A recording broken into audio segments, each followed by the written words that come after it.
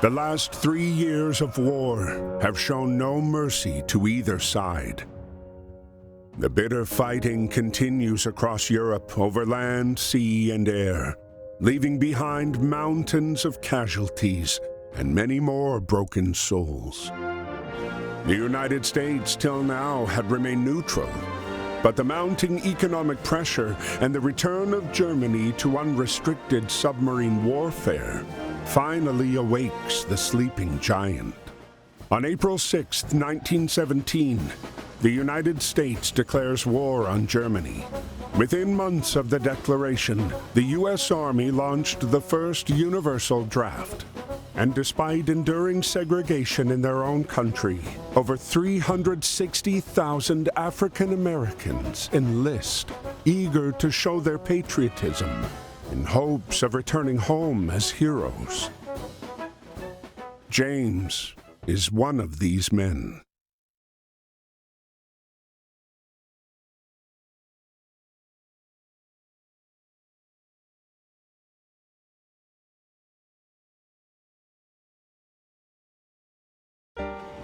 Dear Brother James, I hope this letter finds you well and that working at the docks is not too backbreaking. It's good to receive news from you and from home. Keeps my mind off of the war. We wallow in the trenches, in the mud among the rats and the dead bodies, afraid that if we stand tall, we might catch a bullet. But if you take anything from my letter, I want it to be this. Do whatever you can to stay away from this madness. You followed me everywhere when we were kids. But please, don't follow me here, James. There is nothing here but misery and death. Be safe and stay home. Freddie.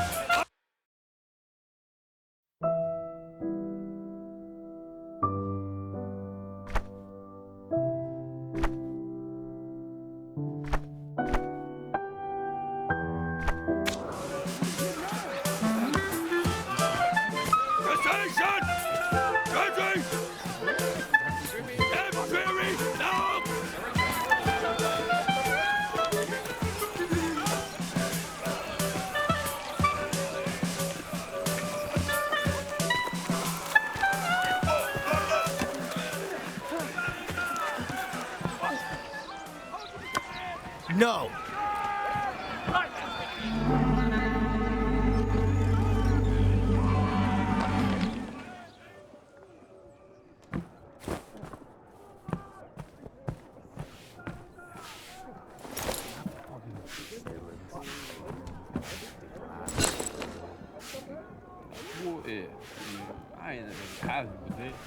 Up, up, up!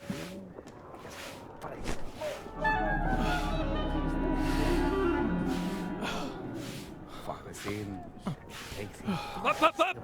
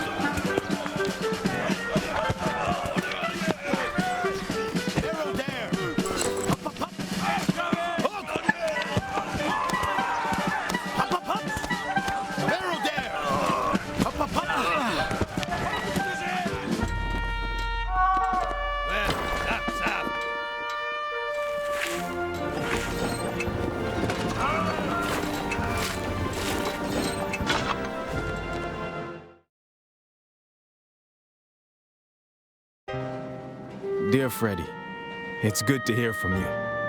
Sorry to disappoint, but it looks like I'm following you around again. I've already enlisted with the 15th New York National Guard Regiment, or the old 15th, as they call us. We're done with our training and on our way to the front. We'll sail from New York to France. We're on our way to help you win the war. But don't you worry about me. I can take care of myself just fine. Your little brother, James.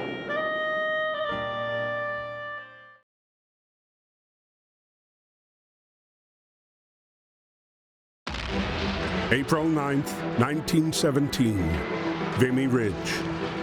This geographic stronghold, held by the Germans since the early days of the war, remained impenetrable.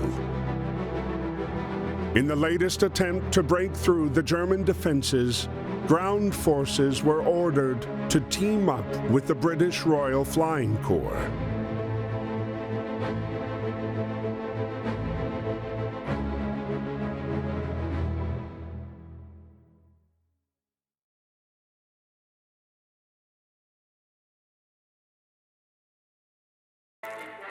Before launching the attack, the soldiers were given a moment to write to their loved ones.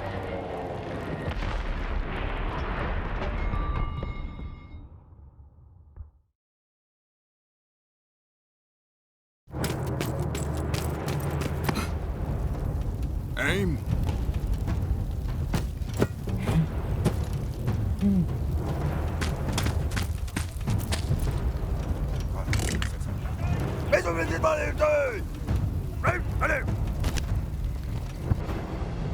Interrupted by George's unconventional landing, Freddie soon learned that his unit was going to take part in the operation and be paired up with the peculiar British pilot, now grounded and without a plane to fly. 10 hot! Oh! Ready?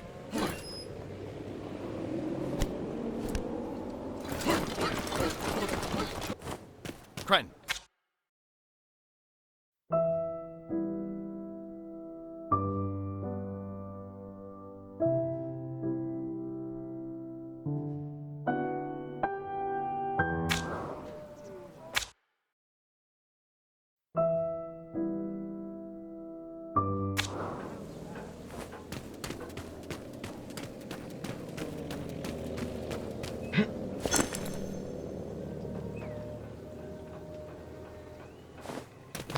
Archie!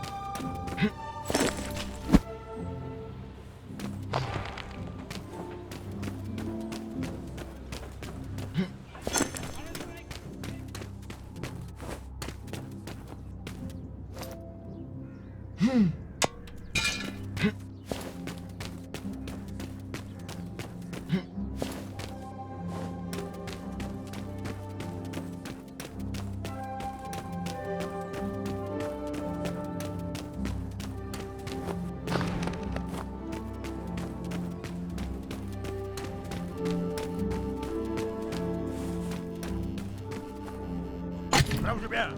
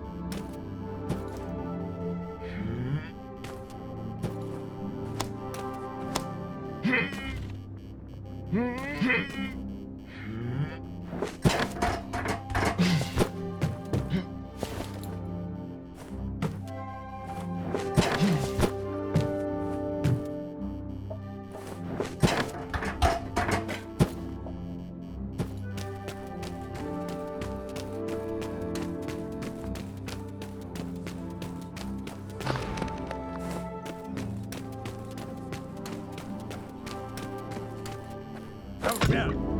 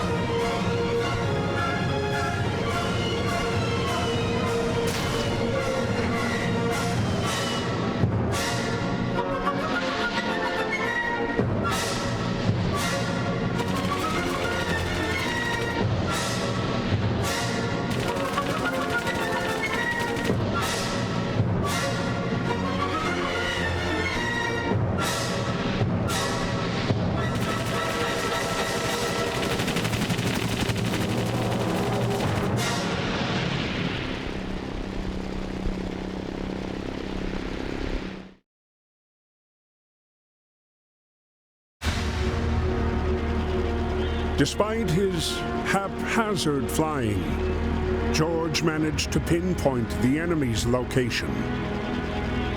He relayed the information to Freddy, who then launched the strike on the enemy cannons.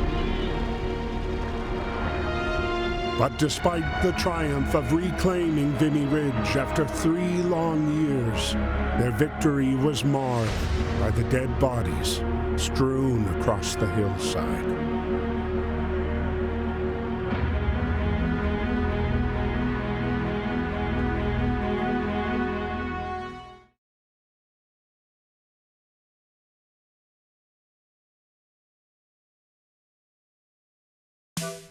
While Europe was torn apart by war, the U.S. had begun a massive mobilization in what many believed could permanently change the tide of the war.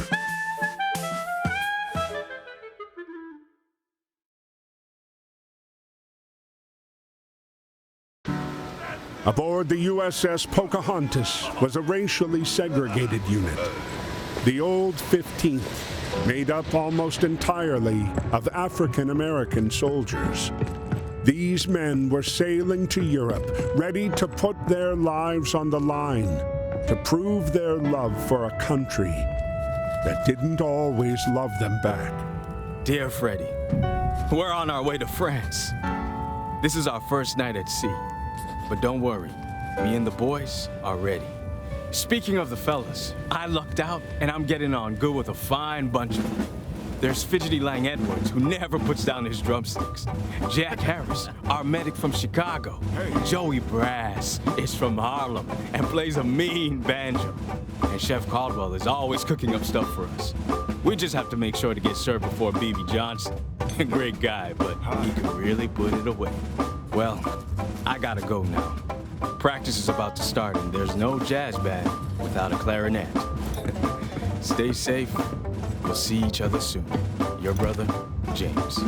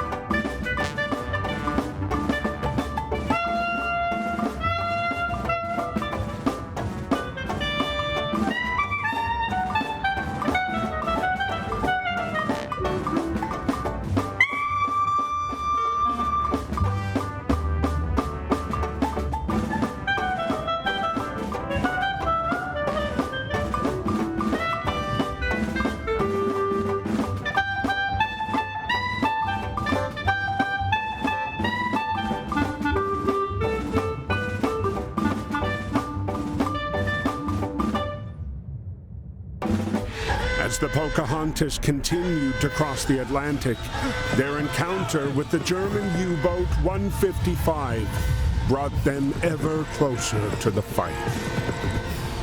Entering the battlegrounds of the war, their ship was spotted by Ernst.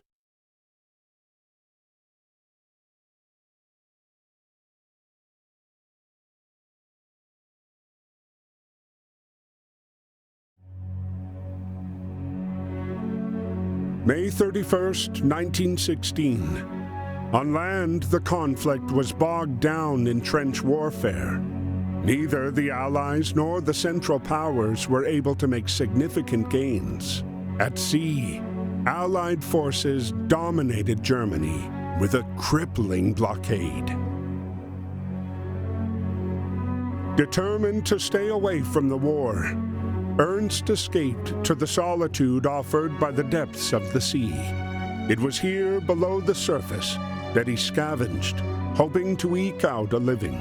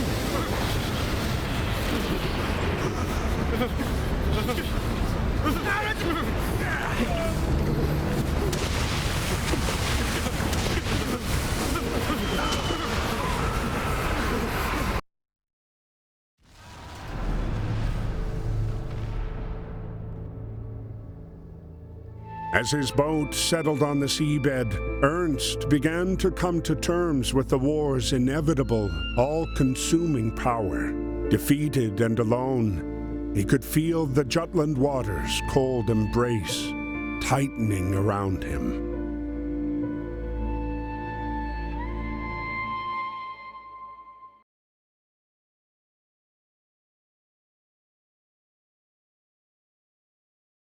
Stranded for hours in the aftermath of the Battle of Jutland, Ernst was starting to feel his grip slip away. But when the merchant sailors aboard the submarine, the Germania, came to his aid, they not only saved Ernst's life, they also took him in as one of their own. In them, Ernst found kindred spirits and instantly felt right at home.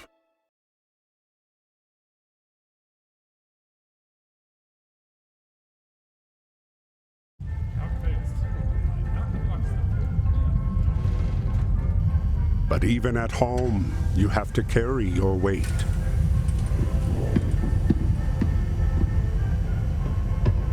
Schnaps und Peps? Schubba. Herr Opa!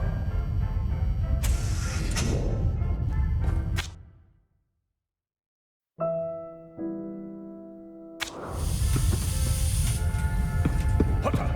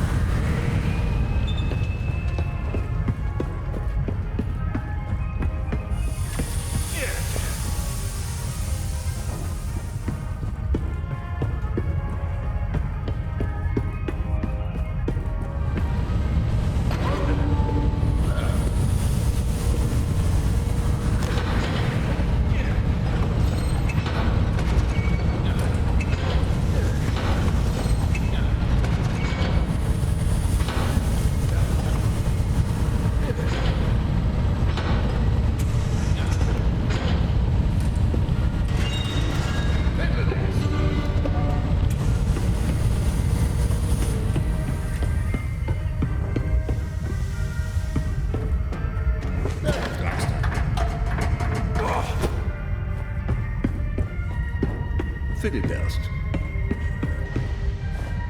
Fitted erst.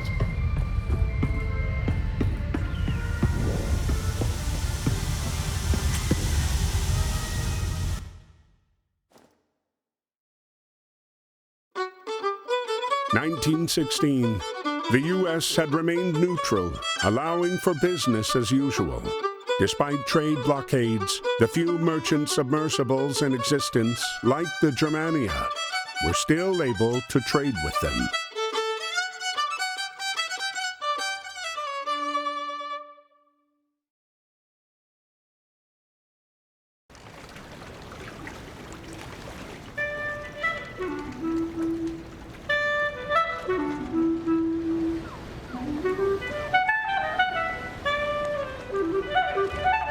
James, who was working the Baltimore docks at the time, was surprised to see the submarine pull into port.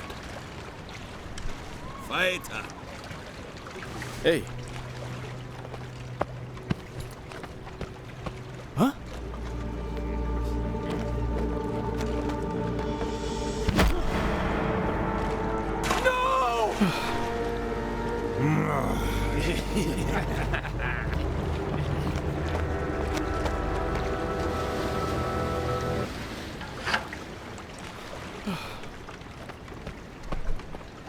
Wait this! You kick.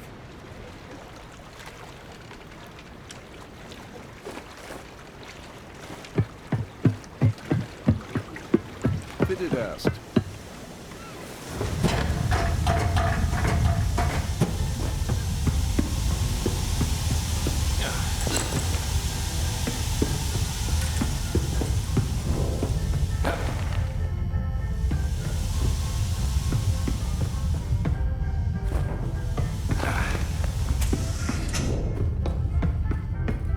Alles klar.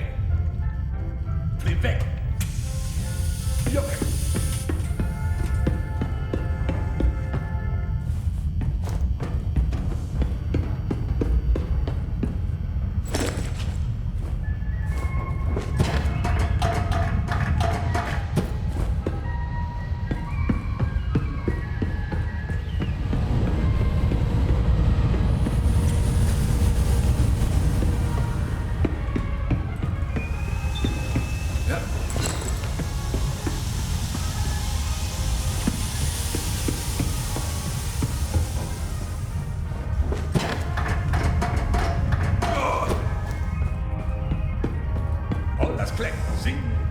Ça m'a clair.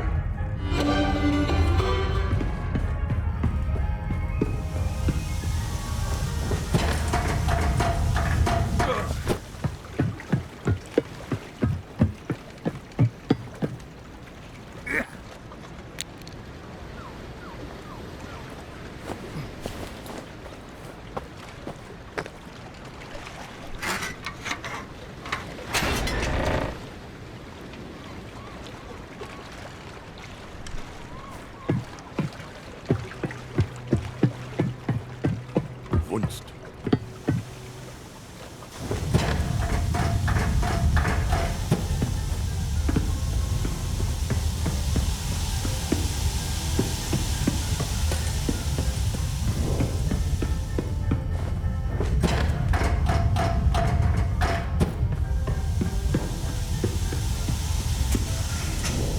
Okay. Fiddle der. Nervendraxter.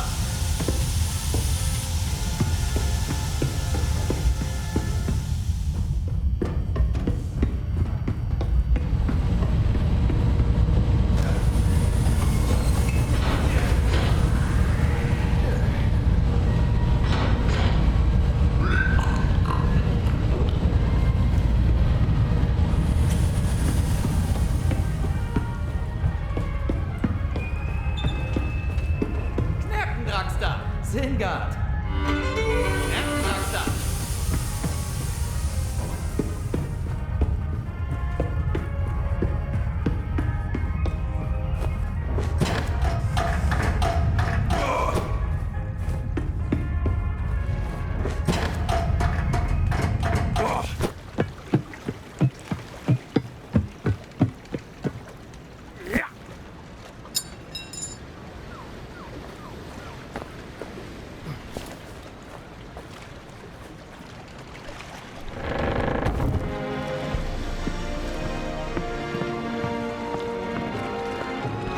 Hi.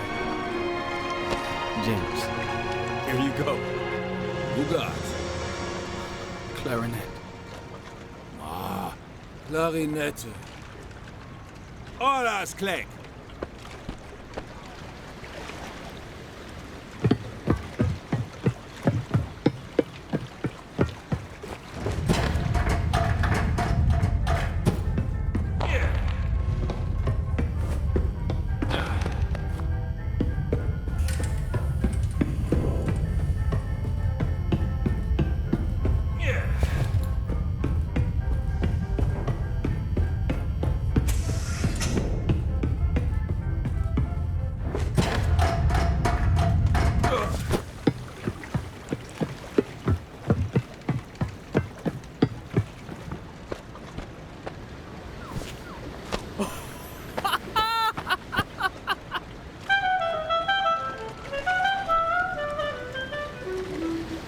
Holiday Musiker.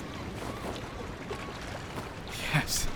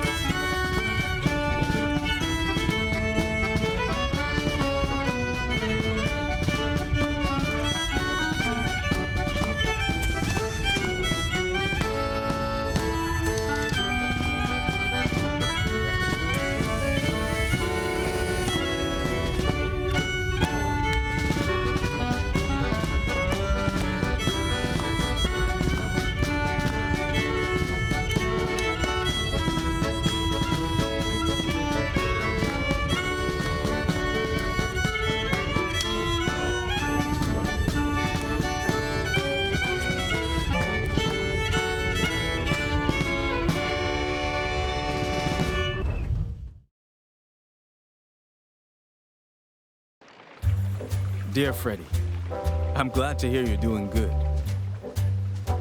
I hope you won't be upset with me, what with the war and all, but I recently met a German, and we really had a lot in common. It turns out Ernst is a damn good musician. I'm proud to say he's become a friend. We promised each other that when this war is over, me and Ernst will play together again. I intend to keep that promise. Your brother, James.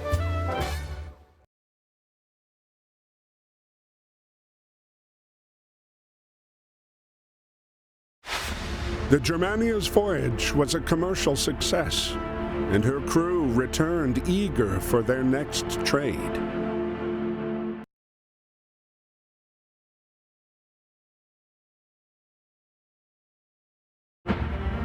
But their triumphant return was interrupted by the German Imperial Navy. As the sole German national aboard, Ernst was conscripted to fight. The submarine, too.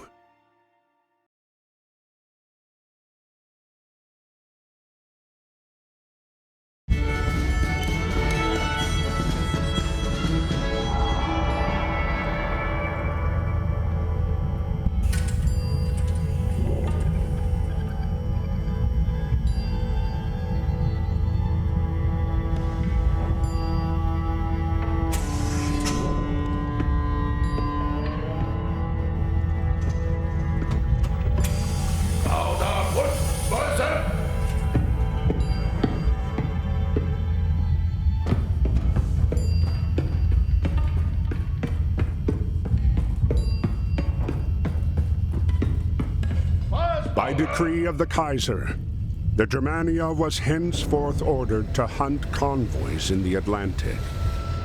Ernst was faced with a grim choice: torpedo the Pocahontas and kill his friend, or disobey a superior's direct order and risk being put to death. He had chosen to save his friend, but knew it would only be a matter of time before he was ordered to kill again.